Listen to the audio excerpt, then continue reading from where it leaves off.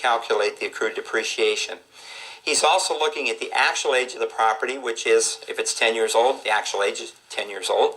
He's looking at the effective age. Now maybe you have a home that's 50 years old, but it's been rehabbed considerably. And so the appraiser looks at that and he says, well, you know, the actual age of this property is 50 years old, but its effective age is only 20 years old.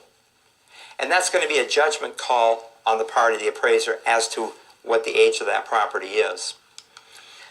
He's also going to estimate the economic or useful life of the property, the length of time the property may be profitable or usable for what it's being used for, as in the case of a residential property. Now, depreciation comes in three different forms. We can talk about physical deterioration, we can talk about functional obsolescence, or we could talk about economic or environmental obsolescence. Now, in talking about physical depreciation, if you can see the house here, this is an older home, it's pretty wore out.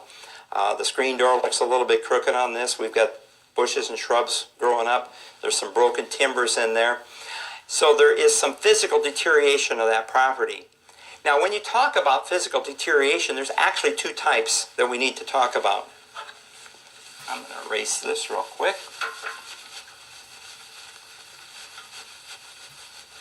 When we talk about physical deterioration or physical depreciation, we're going to talk about curable and incurable. Now, curable physical depreciation is the design of the property.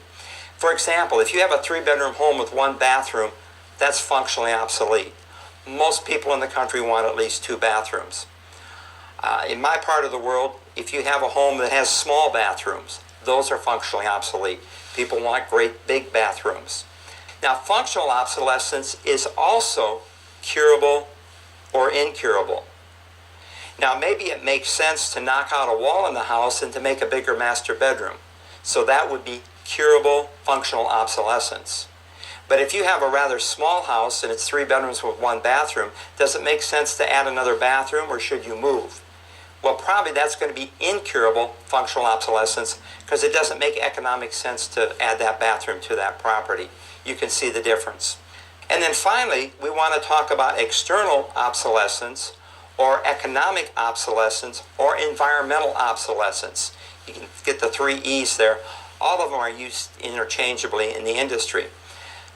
I like the word external, though, because external obsolescence has to do with anything that's outside the property that's affecting the value of your property. For example, here in the picture, this particular house is in the flight plan, or the landing area or takeoff area of this airport. So you have jets flying over very close to this home. Where I work, we have a major airport there, and we have a lot of property that's just like this. It's right under the takeoff and landing areas, and so there's a lot of noise. As a matter of fact, when you go out in the yard, you can't have a conversation because it is so noisy. That is external obsolescence, and external obsolescence is always, always, always incurable.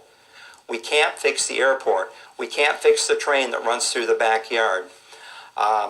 If we have a sewage plant down the road and we can smell that, you can't fix that.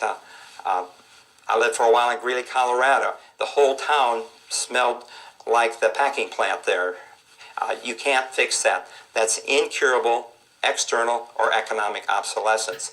And that's part of that accrued depreciation that the appraiser is going to take into account when he's doing the accrued depreciation in the cost approach. Now, the third approach the appraiser is going to take a look at and use is the income approach.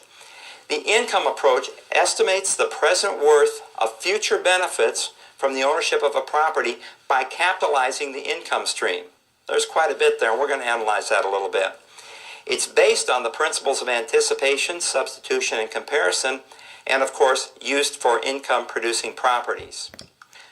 Now, in using the income approach, the first thing that we're going to look at is, what is the rental situation?